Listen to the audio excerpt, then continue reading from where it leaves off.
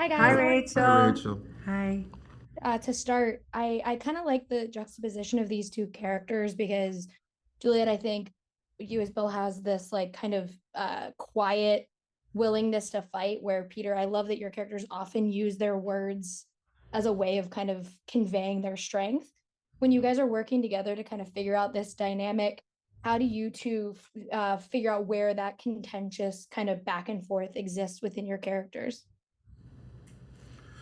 Um, well, I don't think these characters really rely on their verbal dexterity so much because they don't have really the education for it, and that's what it doesn't make them lack intelligence.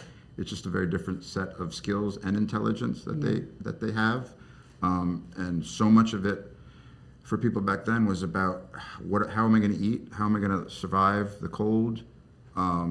So it was a different way of operating on a Yeah. day-to-day basis. Survival. We don't think in terms of how we're going to survive the day. We think in terms of what are we going to have for lunch and today. And when you're denied basically that, how do you operate? Yeah, the food and shelter. And then, of course, with my character who had that brutal history, to me, she's a walking embodiment of calloused pain, and that where the humanity is maybe there's a speck, there's a seed you might see at the end of the movie, but it was very interesting to play that, and you're really you have no it's food and no shelter, and then people after you, so for there's constant danger. You're really in that fight or flight mode, but also I'm playing a deviant of for lack of a better phrase. So that's really fascinating to touch on those elements because I'm not that. I'm not, so Yeah, and Peter, I have to ask because I play with this pen all the time, and it is literally a Cyrano pen. So, and it's Oh like wow. it sits next to me, and I was like, oh wait, this is from Cyrano. But you've done a lot of theater work. I saw you when you did a play at classic Shakespeare Oh my stage gosh. in New York. Thank you so much. But when you are a theater actor and you come into these kind of very hyper specific genre movies, how does your theater background kind of help you as an actor? Oh wow. They're very different art forms. In a way,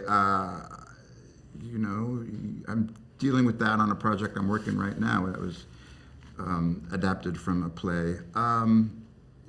Yeah, you don't have to reach the back row when you're doing it. The camera's right there, so it's kind of great. But the discipline, I guess, is they have in common. No matter what kind of day you've had, you got to show up and put the shoes on and entertain. But every experience, whether it's theater or film, are just building blocks to just getting the most you can creatively out of every project you are involved in.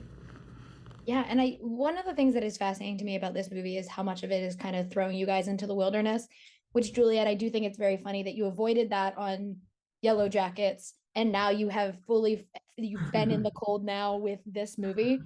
How does being out there in the cold and like fighting those elements, because Elliot said it was colder than the North Pole in Calgary. How does that really help you guys kind of deal with scenes because you are in the thick of it?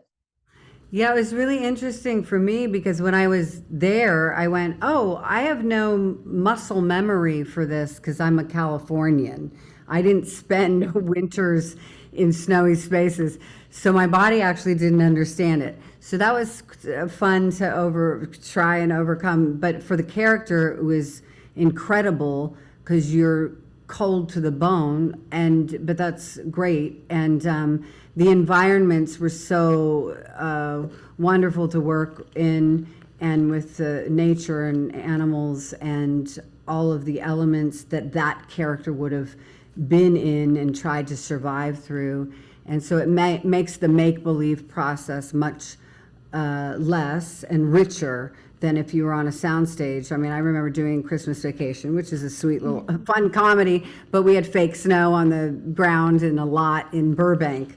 So this was wonderful to do. Extreme weather on film always looks better. You know, it really does. Snow, rain, you know, people wet down sets to get that sort of reflective look. Cinematically, it looks, the more uncomfortable an actor is, the better it looks. It's better. And it does look very beautiful in this movie. So thank you guys for talking with me today. I really appreciate it. And I can't wait for everyone to get to see The Thicket. Oh, thank you so much. Thank you. Thank you. Thank you guys. Bye.